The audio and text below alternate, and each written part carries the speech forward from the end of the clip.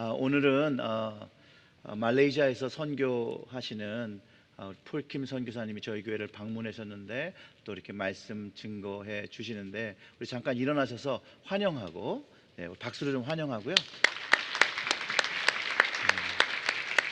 이제 폴킴 선교사님께서 준비하신 영상 보고 이제 목사님께서 올라오셔서 말씀 나누실 때 여러분 하나님께서 채워주시는 충만한 은혜와 말씀의 능력을 얻으시기를 주님의 이름으로 축원합니다.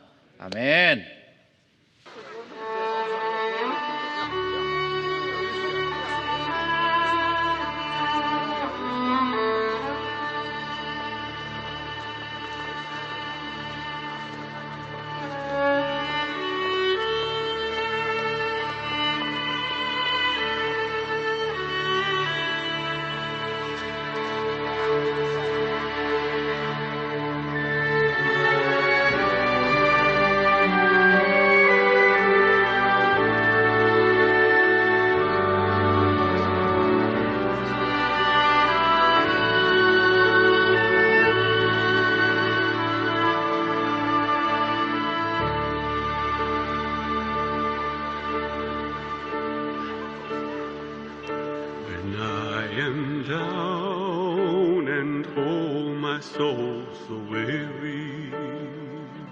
When troubles come and my heart burning deep, then I am still and wait here in the silence until you come and sit a while with me. You raise me up so I can stand on mountains. You raise me up to walk on stormy seas. I am strong when I am on your shoulders. You raise me up to more than I can be.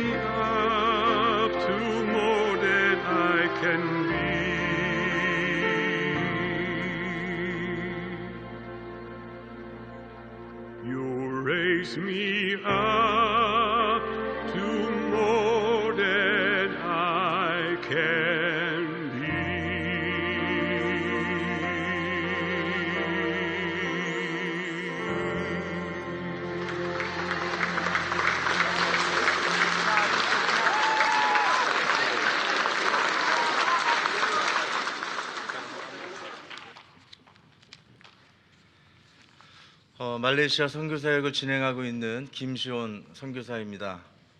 이렇게 건강한 모습으로 또 여러분 또 만나 뵙고 인사드릴 수 있게 되어서 얼마나 감사한지 모르겠습니다. 그 영상을 보신 것처럼 2년 전에 여러분 그 선교대회 때 참석해서 그 인사를 드린 그런 기억이 있고요. 또 여러분들도 반갑게 맞아주시고 환영해 주셔서 얼마나 감사한지 모르겠습니다. 한 가지 더 감사한 일은 제가 이제 선교부장님으로부터 말씀을 이제 전해 들었는데요. 그리고 오늘 또 목회 칼럼에 또 담임 목사님께서 말씀을 주셨고, 참 어려운 시기에도 우리 선교지를 향한 또 여러분 또 사랑의 마음을 닫지 않으시고 또 귀한 또 특별 선교헌금을 또 선교지마다 전달해 주시는 그런 소식을 듣고 우리 선교사들이 또 얼마나 많이 또 격려를 받고 힘을 얻는지 모르겠습니다. 제가 그것을 알고 이곳에 지금 이 시기에 방문을 한 것은 아니지만 때마침 제가 또 이 시기에 방문하게 되어서 여러분 또 뵙고 이렇게 감사 인사 전할 수 있는 축복을 제가 또 받은 것 같습니다. 다른 또 5분의 선교사님 대신해서 감사의 또 마음과 인사를 여러분에게 좀 전해드리고 싶고요. 많이 힘드시잖아요. 그렇죠? 힘들고 어려운 중에도 이렇게 선교지를 잊지 않으시는 그런 여러분의 그 마음을 우리 하나님께서 분명히 기억하시고 축복하실 줄로 믿습니다. 우리 계속해서 우리 선교지를 위해서 여러분 기도해 주시고 저희도 우리 현지 우리 사역팀과 함께 여러분과 교회를 위해서 기도하도록 하겠습니다. 예수님께서 이제 본격적으로 사역을 시작하시게 되면서 가장 먼저 하신 일이 있었습니다. 그것은 예수님과 함께 동역할 제자들을 찾고 부르시는 일, 그 일을 가장 먼저 하셨습니다. 어떤 일을 가장 먼저 한다는 그 의미는 그 일이 그만큼 또 중요하고 정말 중요한 일이기 때문에 모든 일에 가장 우선순위에 그 일을 두고 행한다는 그런 의미가 될 것입니다. 그만큼 예수님의 사역에 있어서 제자들을 선택하시고 부르시는 그 일이 얼마나 중요했던가 하는 것을 우리는 생각하게 되는 것입니다. 자, 그런데 예수님께서 제자들을 선택하시고 부르시는 그 일을 성경의 기록을 살펴보게 되면 그 안에 한 가지 공통점이 있음을 발견하게 되는데 그것은 바로 예수님께서 지나가시다가 보셨다라는 것입니다. 오늘 함께 읽은 본문 말씀 마가복음 1장 16절의 말씀을 보시면 시몬과 그 형제 안드레를 만나시고 제자로 부르시는 장면이 기록되어져 있습니다. 자, 그 말씀 안에 저렇게 하이라이트 된 것처럼 지나가시다가 보시니 라고 하는 표현이 되어져 있습니다. 또 다른 제자를 부르시는 마가복음 2장 14절의 말씀을 보게 되면 또 지나가시다가 알페오의 아들 레위가 세관에 앉아 있는 것을 보시고 라고 기록이 되어져 있는데요. 역시 바로 앞에 살펴본 말씀과 동일하게 지나가시다가 보셨다라고 하는 같은 구절이 반복되는 것을 발견하게 되는 것입니다. 예수님께서 시몬과 안드레 그리고 레위 마태를 발견하시는 이 성경 말씀의 기록 과정을 우리가 보게 되면 이 사람들이 어쩌다 우연히 예수님을 만나게 되었고 그래서 제자로 선택되고 부름을 받은 것이 아니라는 사실을 우리는 깨닫게 됩니다. 예수님께서는 길을 다니실 때 저 멀리 먼 산을 바라보시면서 뒷짐을 지시고 그렇게 경치를 감상하면서 그렇게 걸어 다니지 않으셨습니다. 예수님은 걸어 다니실 때 주변에 있는 사람들을 잘 관찰하셨습니다. 저 사람이 지금 어떤 일을 어떻게 하고 있는지 그것을 집중해서 예수님은 보셨다라는 것입니다. 갈릴리 해변으로 지나가실 때 이 갈릴리 해변 갈릴리 호수는 규모가 굉장히 큰 그런 호수이기 때문에 거기서 고기잡이를 하고 그물을 던지는 사람들은 시몬과 안드레 두 사람이 아니었을 것입니다. 그 외에도 수많은 어부들이 그곳에서 같은 일을 하고 있었을 텐데 그럼에도 불구하고 딱 이 두 사람이 예수님의 눈에 띄었다라는 것입니다. 유독 이 두 사람이 예수님의 눈에 그렇게 드러나고 나타나게 된 그 이유가 무엇이었을까? 우리가 하나님에 대해서 믿음 생활하면서요, 오해하는 것 중에 한 가지가 있습니다. 그것은 하나님은 너무 바쁘시기 때문에 만사를 주관하셔야 하고, 나뿐만 아니고 수많은 사람들의 일들을 또 돌아보아 주셔야 하실 것이기 때문에 너무 바쁘셔서 한 사람 한 사람에게 그렇게 세심한 관심을 기울이실 만한 그런 여유가 없으실 것이다 라고 하는 오해 아닌 오해를 하게 됩니다. 하나님께서 너무 바쁘시기도 하고 또 보살피셔야 될 사람들은 너무 많으니 내가 이렇게 하는 것 혹은 저렇게 하는 것을 하나님은 지켜보시거나 하나님께서 그것을 아시지 못할 것이라고 생각을 하기도 합니다. 성경 말씀에 사람들의 이런 성향, 이런 마음 씀씀이에 대해서 기록을 하고 있는 말씀이 있습니다. 마태복음 25장 42절로 45절의 말씀을 보시면 여러분이 잘 알고 계시는 내용의 말씀이기 때문에 저희가 말씀을 다 같이 읽지는 않겠습니다. 이런 장면이죠. 마지막 때에 하나님께서 사람들을 모으시고 심판하시는 것입니다. 너에게 주어진 인생의 시간을 살아갈 때에 무엇을 잘 행한 사람과 행해야 될 것을 잘 행하지 못한 사람들을 판단하시는 그런 장면의 기록인데요. 지금 여러분이 보고 계신 이 본문 말씀은 여러분이 잘 아시는 대로 주어진 일을 잘 행하지 못한 사람들에 대해서 말씀하시는 그런 말씀이 되겠습니다. 자, 딱 보셔도 계속 같은 말씀이 반복되는 것을 여러분 확인하실 것입니다. 가장 많이 보이시는 단어가 무엇입니까? 그것은 구절은 바로 아니하였고, 아니하였고, 아니하였고, 아니하였고, 아니하였다는 것입니다. 뭔가 분명히 해야 될 일이 있었는데 그것을 행하지 않은 것에 대해서 이렇게 말씀을 하고 계시는 것이죠. 자, 이 말씀을 들은 그 지적 아닌 지적을 받은 사람들의 반응이 무엇입니까? 그 사람들이 대답하여 이르되 주여 우리가 어느 때에 주께서 우리들에게 부탁하신 것을 하지 아니하였나이까? 자, 이런 뜻일 것입니다. 너희가 그것을 했어야 하는데 하지 않았다라고 하는 그 하나님 말씀 앞에 사람들은 우리가 언제 그랬습니까? 우리가 해야 될 것을 하지 않은 것을 혹 보신 적이 있습니까? 눈으로 보시고 확인을 하셨습니까? 라고 하는 그런 항변을 하고 있다라는 것입니다. 네, 여러분 잘 아시는 바와 같이 흥미로운 사실 한 가지가 더 있습니다. 무엇입니까? 반대편의 사람들, 하나님께서 보시고 판단하실 때 해야 할 일을 잘했던 사람들 역시 이 사람들과 동일한 그런 이야기를 하고 있다는 것입니다. 다음의 말씀 마태복음 25장 27절로 37절로 40절 말씀을 보게 되면 이 사람들이 이야기합니다. 우리가 어느 때에 그렇게 했습니까? 어느 때에 옷을 입혀드리고 어느 때 병드시고 힘드실 때 가서 위로해드리고 그렇게 도움을 드렸습니까? 우리가 그렇게 행하는 것을 하나님 보셨습니까? 라고 똑같은 대답을 하고 있다라는 것입니다. 결론적으로 우리 사람들은 너나 나나 할 거 없이 하나님은 우리들의 마음가짐과 행동의 씀씀이를 일일이 다 살펴보실 수도 없고 또 거기에 큰 관심을 가지고 계시지 않는다라는 그런 생각을 가지고 그 인생을 살아가고 있다는 것인데 과연 이것이 사실인지요? 사실 이 이야기는 우리 자신에 대한 그런 이야기이기도 합니다. 아니 세상에 크리스천이 어디 한두 명인가? 수십억 명이 그리스도인이라고 하는 이름을 가지고 지금 살아가고 있는데 내가 지금 이 자리에서 무엇을 어떻게 한들 하나님이 그것을 보실 수 있을까?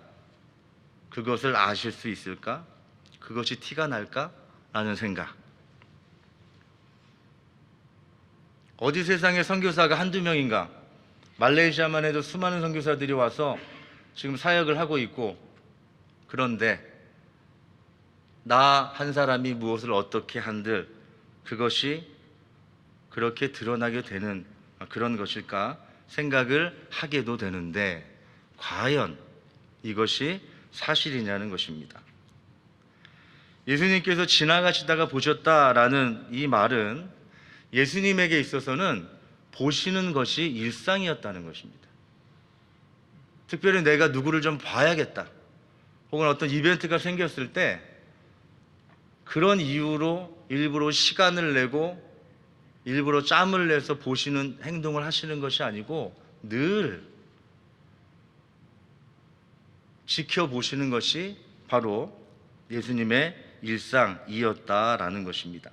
시간이 좀 여유가 있을 때 그렇게 하시는 것이 아니고 일부러 시간을 내서 목적을 가지고 그 일을 하셨다라는 것입니다. 그렇습니다. 하나님은 저와 여러분을 지켜보고 계시는 분입니다. 과연 그날 갈릴리 호숫가에서 예수님의 눈에 띄었던 시몬과 그 형제 안드레의 모습은 같은 시간, 같은 장소에서 같은 일을 하고 있었던 수많은 다른 어부들과 무엇이 어떻게 달랐길래 예수님의 눈에 그렇게 띄게 되었던 것일까요?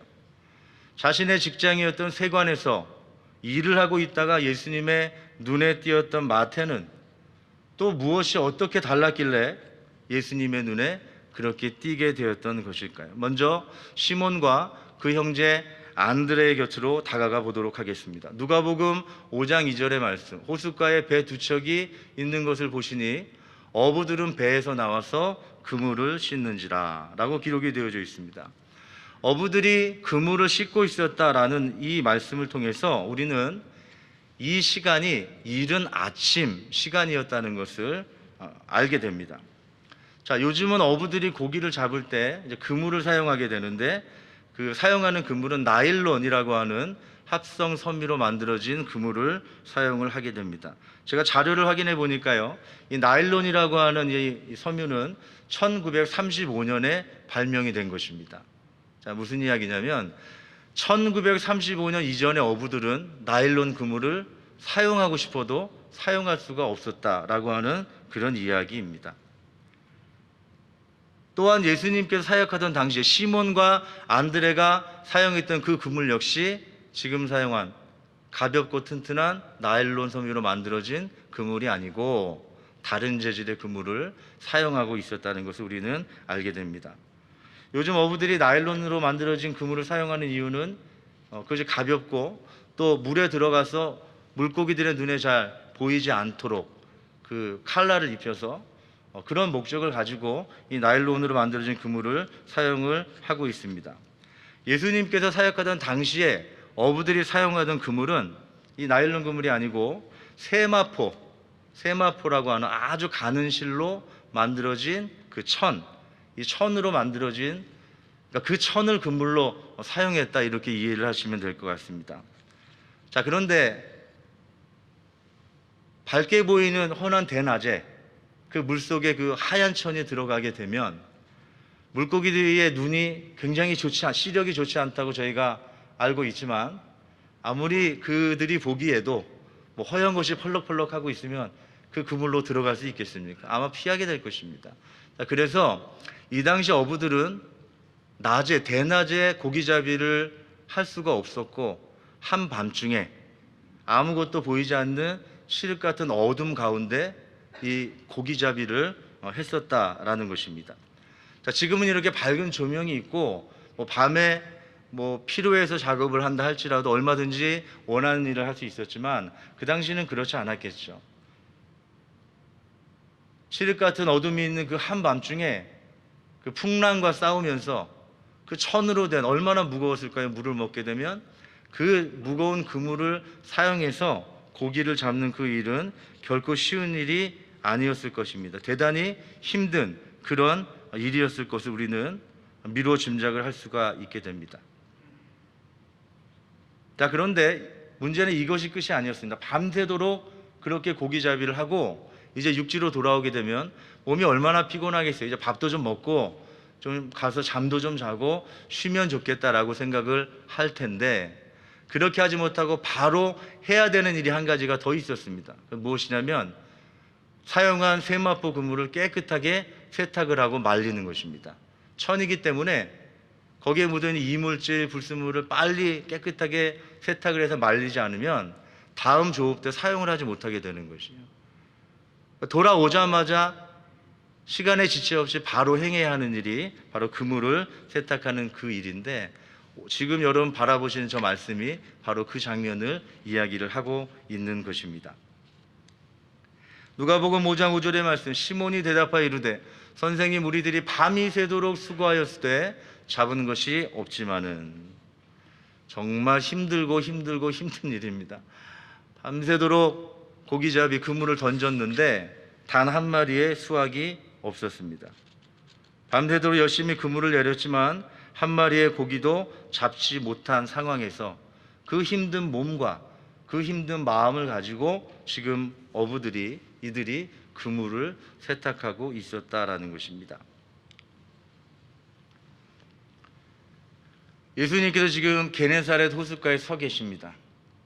먼 바다를 보시면서 풍경을 구경하시는 것이 아니고 호숫가 주변에서 이 두 사람과 같이 그물을 세탁하고 있는, 밤새도록 일하고 돌아온 그 어부들이 일하는 모습을 예수님께서 지금 보고 계시는 것입니다.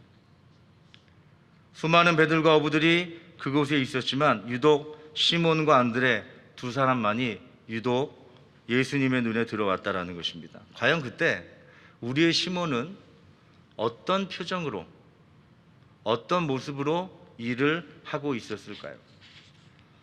성경은 그것을 자세하게 기록하지는 않습니다. 그러나 우리는 생각해 볼 수 있습니다. 하기 싫은 일, 억지로 하는 그런 모습, 하고 싶지 않지만 마지못해 하는, 정말 세상 표현대로 죽지 못해 일을 하는 그런 표정과 그런 자세의 모습이었다면 과연 그 사람이 예수님의 선택을 받을 수 있었을까요? 여러분이라면 여러분이 함께 일해야 될 어떤 사람을 선택할 때 그런 사람을 기쁘게 선택을 하실 수 있었겠습니까? 아마 그렇지 않을 것입니다. 여러분 잘 아시는 대로 시몬은 이렇게 힘이 많이 들고 너무너무 어려운 그 순간에 주님의 명령에 순종을 했습니다. 말씀을 마치시고 시몬에게 이르시되 깊은 데로 가서 그물을 내려 고기를 잡으라. 시몬이 대답하여 이르되 선생님, 우리들이 밤이 새도록 수고하였을 때 잡은 것이 없지만은 그러나 말씀에 의지하여 내가 그물을 내리리다 하고. 시몬의 마음속으로 한번 들어가 보시기 바랍니다. 얼마나 힘든 마음이었겠습니까? 고기를 잡지 못했다는 것은 그날 먹을 양식이 없어졌다는 것입니다. 당장 오늘 하루를 어떻게 살아야 될지를 고민을 해야 되는 그런 무거운 마음 가운데 있습니다. 그때 주님의 말씀이 임했는데 그것을 밀어내지 않고 주님 말씀 순종하겠습니다 라고 그렇게 대답하였다라는 것입니다. 정말 의미 있는 순종은 인생의 가장 힘든 순간에 행해지는 것이 아닌가라는 그런 생각을 해보게 됩니다.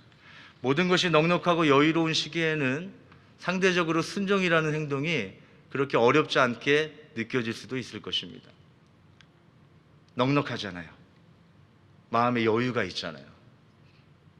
그러나 정말 힘들고 어려운 순간, 인생의 가장 힘든 순간에 되어지는 순종은 정말 쉽지 않을 것인데, 만일 여러분 인생의 가장 힘든 순간에 우리 하나님께서 순종을 여러분에게 요구하신다면 여러분은 어떻게 하시겠습니까?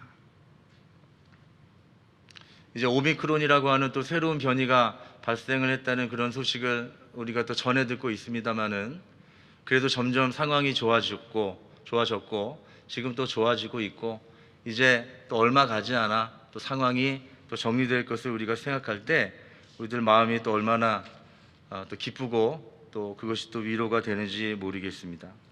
그동안 우리가 코로나 상황 가운데 상황 속에서 살아가는 동안에 여러분 자신이 많은 것을 생각하시고 또 깨달았던 이제 그런 시간들이 있으셨을 것입니다. 이제 그동안의 고난의 끝이 어른어른 보이는 이 시점에 우리는 다시 한번 우리 자신의 모습을 돌아볼 그런 필요를 느끼게 됩니다. 하나님께서 늘 그렇게 하셨듯이 이 코로나 상황 속에서도 저와 여러분을 지켜보고 계셨을 것입니다. 이 말은 단순히 하나님께서 여러분과 저를 감시하고 계셨다는 그런 말은 아닙니다. 이 땅에서 구원 사역을 이루시기 위해서 예수님께 선택하신 방법이 있었는데, 여러분 아시는 것처럼 바로 제자들과 함께 호흡하면서 이 제자들을 통해서 일하시는 것이었습니다. 그래서 서두에 말씀을 드린 것처럼 사역을 시작하시면서 제일 먼저 하셨던 일이 그 제자될 사람들을 찾으시는 일, 이 일을 먼저 하셨다라는 것입니다. 이것은 예수님께서 정하신 방법이기 때문에 우리가 그 방법이 뭐 맞다 틀리다를 이야기할 수 있는 것이 아니겠죠. 그래서 바로 눈을 크게 뜨고 정말 나의 제자가 될 수 있는 사람이 누구일까? 이 일을 누가 할 수 있을까? 정말 간절한 마음을 가지고 그렇게 사람들을 바라보고 또 바라보고 계셨다라는 것입니다. 그러한 마음으로 하나님께서 저와 여러분을 바라보고 계셨다라는 것입니다. 고국을 떠나서 선교지에 가 선교를 하는 우리 선교사들에게 여러 가지 어려움이 있을 수 있습니다만, 그 중에 한 가지는 우리 가족을 비롯해서 우리 가까운 지인들이 어려움을 당할 때, 심지어 갑자기 하나님의 부르심을 받게 되더라도 그 자리에 함께할 수 없다는 그런 것입니다. 아마 미국에 가족들이 한국에 있고 또 미국에 살아가시는 여러분들은 이 마음을 잘 이해하지 않으실까 하는 생각이 듭니다. 제가 그런 일을 경험을 했던 적이 있습니다. 제가 선교 사역을 시작하기 전에 연합감리교회에서 사역할 당시에 한 교회에서 함께 신앙생활을 했었던 남자 권사님 한 분이 계시는데, 이분이 갑자기 어느 날 돌아가셨다라는 그런 소식을 전해 듣게 된 것입니다. 저보다는 5살 정도 나이가 많은 그런 형님이셨고요. 저와는 뭐 목회자, 우리 교우 관계를 떠나서 아주 각별한 교제를 나누었던 그런 분이 기도하십니다. 우리 목회자들도 여러분과 마찬가지로 힘들고 어려운 시간을 경험할 때가 있지 않습니까? 그분은 저의 인생에 가장 춥고 힘든 그리고 어두운 시간을 제가 보내고 있을 때 정말 저를 진심으로 위로해 주시고 많은 격려를 해주셨던 그런 분이었습니다. 마음 아픈 소식을 들었지만 장례 일정에 당연히 참여할 수 없었고요. 참여할 수 없었던 이유는 너무 시간이 많이 지난 이후에 나중에 그 소식을 제가 전해 듣게 되었다라는 것입니다. 마음이 많이 슬프고 섭섭하기도 했습니다. 그래서 일전에 제가 미국을 방문하는 길에 장례가 끝난 지는 너무나 오래되었지만 너무나 섭섭한 마음이 있어서 가정을 방문하게 되었고, 이제 혼자 남겨진 아내 되시는 집사님과 함께 예배를 드리고 한참 울었던 그런 기억이 있습니다. 이제 예배를 마치고 돌아온 다음 날에 이 부인 되시는 집사님께서 저에게 다음과 같은 문자를 보내주셨습니다. 목사님, 어제 먼 곳까지 찾아와 주셔서 위로해 주시고 기도해 주셔서 진심으로 감사를 드립니다. 큰 위로가 되었습니다. 지금은 하나님의 뜻을 잘 알 수 없지만 언젠가 시간이 흐른 후 깨달을 때가 오겠죠. 인생의 광야를 지나는 이때 믿음 붙들고 잘 견뎌낼 수 있기를 기도해 주세요. 남편을 많이 그리워 주시고 애도해 주셔서 진심으로 고맙습니다. 씩씩하게 살겠습니다. 감사합니다. 우리 집사님께서 보내주신 문자 중에 유독 저의 마음에 남는 구절이 있었습니다. 그것은 바로 씩씩하게 살겠다라고 하는 우리 집사님의 다짐이었습니다. 씩씩하게 살겠습니다. 이분들은 20대에 미국으로 유학을 오시고 미국에 정착을 하신 분들이었습니다. 참 많은 어려운 시간들이 있으셨겠죠. 이제 고생이 시간이 지나가고 정말 인생에 있어서 가장 찬란히 빛나야 하는 그 시간을 맞은 이때, 이민을 떠난 타국에서 정말 말 그대로 과부 신세가 되어서 아직 다 장성하지도 않은 아이들을 혼자 키워야 하는 집사님을 생각하니 얼마나 마음이 아팠는지 모릅니다. 자, 그런데 그분이 하나님의 은혜 안에서 씩씩하게 살겠다고 다짐하는 것입니다. 코로나 상황 속에서 우리는 과연 어떤 삶을 살았습니까? 이 질문에 대한 대답은 여러분 각자의 몫일 것입니다. 말씀을 준비하면서 이 질문 앞에 저를 한번 세워보았습니다. 코로나 상황 속에서 나는 선교사로서 어떻게 살았을까? 질문하고 저 자신을 돌아보니 정말 하나님 씩씩하게 살았습니다 라고 하는 고백을 당당하게 하지 못하는 저 자신을 발견하였습니다. 어려움이 있지만, 두려움이 있지만, 그러나 마땅히 믿음으로 고백해야 될 저 자신이 그렇게 하지 못했음을 기억하고 하나님 앞에 기도했던 그런 기억이 있습니다. 그렇습니다. 누구에게나 인생의 광야를 통과하는 시간이 있습니다. 우리는 힘들고 어려운 이 시간, 광야의 시간에 서로 위로해야 할 줄로 믿습니다. 그리고 씩씩하게 살아가야 할 줄로 믿습니다. 오늘 우리에게 닥쳐진 이 코로나 상황, 이 시간이 바로 우리 모두에게 광야의 시간이 아닙니까? 우리는 힘들고 어려운 이 시간에 서로 위로하고 그리고 다시 한번 씩씩하게 살아가기를 다짐해야 할 줄로 믿습니다. 오늘 이 말씀을 준비하고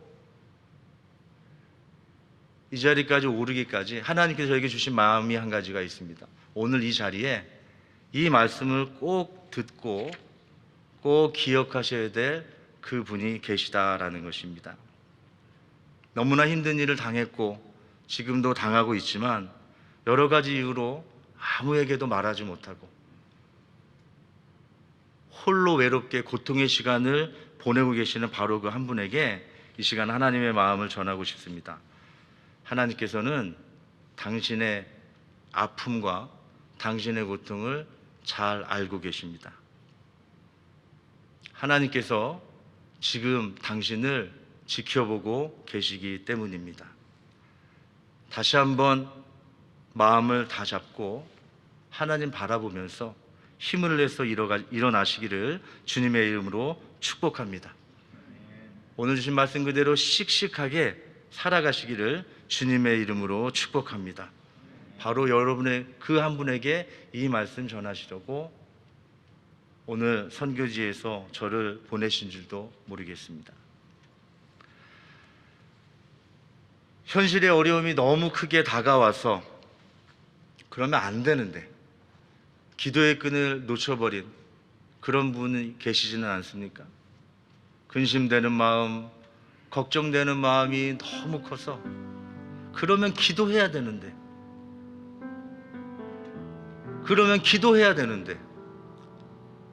기도가 아니라 근심하고 걱정하고 사람의 방법을 구하고 그러면서 그 순간을 지나시지는 않으셨는지요. 마음의 불안이 너무 커져서 진실된 마음의 예배의 마음을 잃어버린 그런 분이 혹시 계시지는 않습니까? 몸은 예배실에 와 있는데 주님의 전에 와 있는데 몸만 와 있고 머리 생각은 다른 곳에 가 있는, 나를 걱정시키는 그곳에 가 있는 그런 반쪽짜리 예배를 드리는 그런 경험이 여러분에게 있으시지는 않습니까?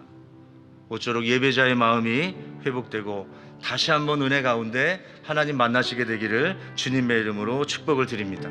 지금이 바로 기도를 회복해야 될 때요, 예배를 회복해야 될 때요, 다시 한번 씩씩하게 일어나겠다 믿음으로 결단하는 그런 일이 우리에게 있어야 할 때가 바로 오늘이 되는 줄로 믿습니다. 지금 나를 바라보고 계시는 하나님의 시선, 졸지도 주무시지도 아니하시고 예전에도 나를 그렇게 바라보셨고 지금 그렇게 나를 바라보고 계시고 앞으로도 영원히 나를 바라보실 그 하나님의 시선을 분명히 느끼고 경험하는 것, 이것이 바로 능력 있는 신앙의 시작이요 코로나라고 하는 이름의 광야의 시간을 잘 통과하고 승리하는 열쇠가 되는 줄로 믿습니다. 이런 믿음의 고백이 오늘 여러분에게 있어서 우리를 다시 기적처럼 회복시키시는 하나님의 은혜를 충만히 경험하시게 되기를 주님의 이름으로 축복합니다. 아멘. 우리 함께 찬양하시고 오늘 주실 말씀 붙들과 함께 기도하도록 하겠습니다. 하나님의 사랑을 사모하는 자, 나를 바라보시는 그 하나님, 나도 그 하나님 바라보면서 내가 오늘 믿음으로 승리하기를 원합니다. 함께 찬양하고 기도하도록 하겠습니다. 함께 찬양합시다. 하나님의 사랑을, 하나님의 사랑을 하나님의 평안을, 하나님의 평안을, 너희의 모든 것 창조하신 우리 주님, 너를 얼마나 사랑하시는 하나님께 찬양과 하나님께 찬양과 경배하는 자, 하나님의 선하, 여러분의 입술로 고백하십시오. 너희의 모든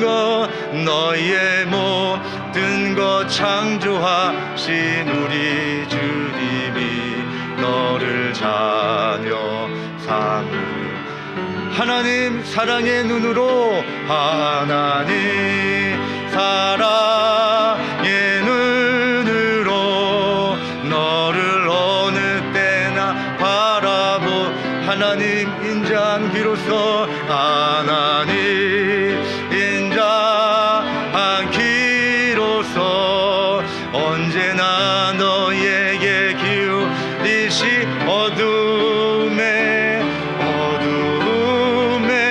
밝은 빛을 비춰주시고 너희의 작은 신음에도 응답하시니 너는 어느 곳에 있든지 주를 향하고 주만 봐. 우리 두 손 높이 들고 함께 다시 한번 고백합니다. 하나님 사랑해, 하나님 사랑해 나를 어느 때나 바라보시고, 아멘. 하나님 인자한 귀 언제나 나에게 기울이시, 아멘. 어둠에 밝은 빛을 비춰주시고 나의 작은 신음에도 응답하시니 너는 어느 곳에 있든지 주를 향하고 주만 바라. 오늘 주신 말씀 붙들과 함께 기도하며 나가도록 하겠습니다. 사랑과 은혜가 풍성하신 참 좋으신 아버지 하나님, 그렇습니다. 오늘 우리 시간에 하나님 말씀을 통하여서 오늘 변치 않는 그 모습으로 그 자리에서 나를 지켜보고 계셨고 지켜보시고 또 지켜보실 그 하나님을 다시 한번 발견하게 됩니다. 그렇습니다. 하나님이 나를 바라보고 계시고 그 고난의 시간에 나와 아버지 하나님 동행하고 계셨지만 그 하나님 계신 것을 내가 깨닫지 못하여서 이렇게 불평하고 불만하고 아버지 하나님 은혜를 더 사모하지 못하는 연약한 모습으로 하나님 앞에 나갔음을 우리는 고백할 수밖에 없습니다. 그러나 하나님이 또 하나님 주시는 말씀을 붙들고 오늘 회복하게 되기를 원합니다. 아버지 하나님의 교회가 기도를 회복하게 하여 주옵소서. 오늘 하나님의 교회가 예배를 회복하게 하여 주옵소서. 오늘 한 분 한 분의 입술 가운데 찬양과 감사가 회복되게 하여 주옵소서. 그로 인하여서 아버지 이후에 더 간단해진 아버지의 강건한 믿음의 모습을 가지고 하나님 앞에 나오게 하시고 하나님의 교회는 그래야 해서 이 고난의 시간에 우리는 더 부응할 수 있었고 이 고난의 시간에 우리는 더 많은 은혜를 경험할 수 있었고 이 고난의 시간에 우리는 더 큰 승리를 경험했습니다 라고 간증하며 증거하며 증언할 수 있도록 인도하여 주옵소서. 하나님의 교회를 붙들어 주옵소서. 다시 한번 물것같이 일어나게 하시옵소서. 일어나게 하시옵소서. 일어나게 하시옵소서. 일어나게 하시옵소서. 씩씩하게 살아가겠습니다. 믿음을 가지고 다시 한번 결단하면서 이제 돌아오는 새해에는 더 큰 부흥을 꿈꾸며 믿음으로 나아갈 수 있도록 인도하여 주시기를 원합니다. 하나님 함께하여 주옵소서. 아멘.